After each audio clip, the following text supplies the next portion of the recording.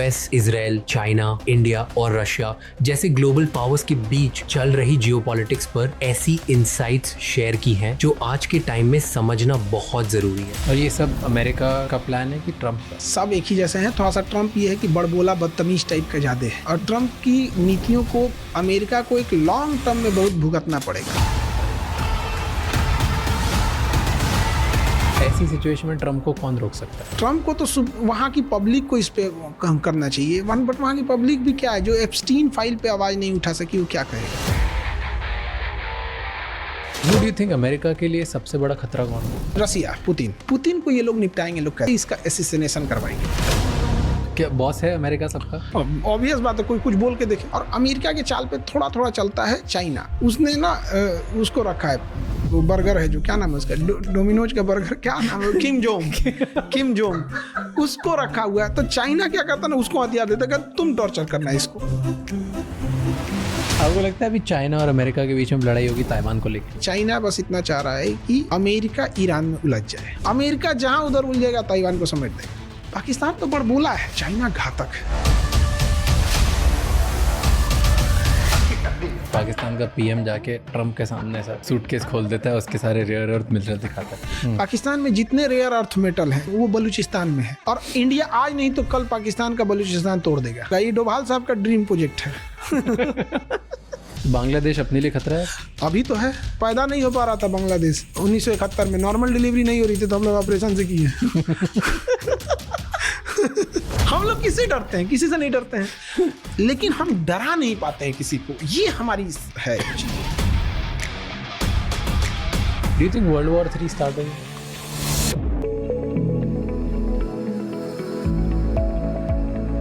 तो पिछली बार ना हमने पाकिस्तान और इंडिया के रिलेशनशिप की बात करी थी। इस बार मैं चाहता था कि अपन अमेरिका और इंडिया के रिलेशनशिप की बात करें। तो अमेरिका इतना पावरफुल क्यों है? वो ना सबसे बड़ा देश है, ना सबसे ज़्यादा पॉपुलेशन वाला देश है। पहले एक टाइम पर जब वो पावर में आया, उस टाइम पे सबसे ज़्यादा दुनिया में इन्फ्लुएंस और जो लोगों पे दबदबा था वो भी उसका नहीं था। तो कुछ नहीं था उसके बाद भी, लेकिन उसके बाद भी आज पूरा देश, पूरा दुनिया उसको सुनता है।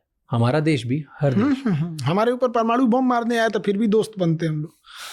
तो हर देश पे ऐसा ही है। हाँ, जापान को मार के जापान की सिक्योरिटी खुद करता है आज भी।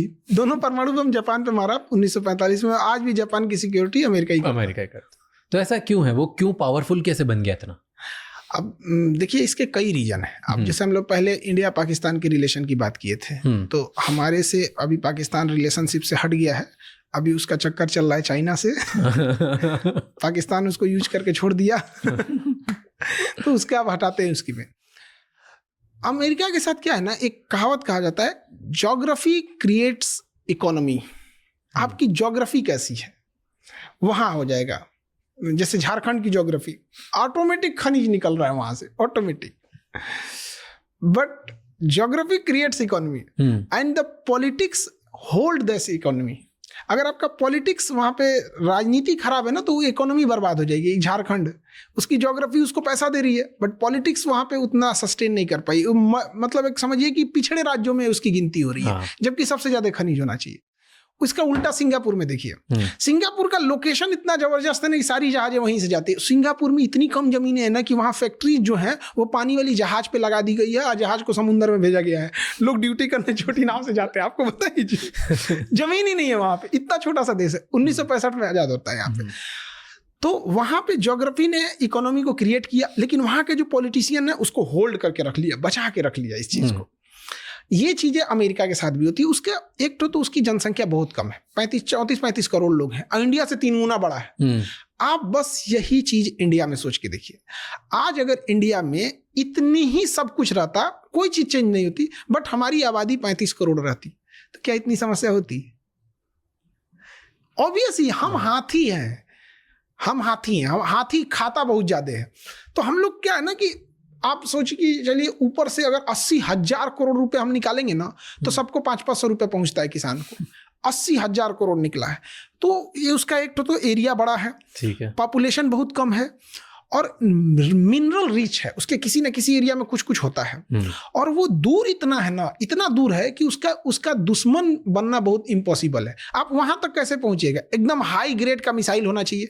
अब अमेरिका ने सबसे अच्छी चाल क्या किया, उसने अपनी इकोनॉमी को होल्ड करने के लिए पॉलिटिकल पावर का बहुत इस्तेमाल किया। जैसे वो हर नियम बनाता है जो आप अमेरिका तक नहीं पहुंच सके। जैसे 300 किलोमीटर से ज्यादा मारक क्षमता की आप मिसाइल नहीं बना सकते हैं, परमाणु बम नहीं रख सकते हैं, बड़ी नेवी रखने नहीं देगा, यूरेनियम, उसे पता है कि सबसे खतरनाक चीज यूरेनियम है, तो एनएसजी बना दिया, न्यूक्लियर सप्लायर ग्रुप, इंडिया भी उससे बाहर है, आप यूरेनियम नहीं रख सकते। तो हर पॉलिसी उसकी, जैसे हमें लगता है WTO हमारे लिए काम करता है, नहीं काम करता है। ये पूरी तरह अमेरिका को सिक्योर करने के लिए काम किया जा रहा है। तो उसका सिस्टम इस तरह से है। और गौर करके देखिएगा आप, अमेरिका में कौन जाके बसता है? जो अपने अपने देश के टॉप पैसे वाले लोग थे, टॉप ब्रेन वाले थे, टॉप एंटरप्रेन्योर थे, वो जाके अमेरिका में बस रहे हैं। तो केवल क्रीम खींचा है अपने यहाँ पर। और अमेरिका को भी ये बात दाद देनी पड़ेगी कि वहाँ उस देश में कोई आके न्यूयॉर्क का मेयर बन जाता है और वहाँ का नहीं रहता है, और भाषण क्या देता है न्यूयॉर्क का mayor Zohran Mamdani, city of the immigrants, run by immigrants and rule by immigrants. क्या ये इंडिया में पॉसिबल है? नहीं। यहां पर तो ये हाल हो जाएगा कि लखनऊ का आदमी जयपुर में बाहरी हो जाता है, भोपाल का आदमी इंदौर में बाहरी है।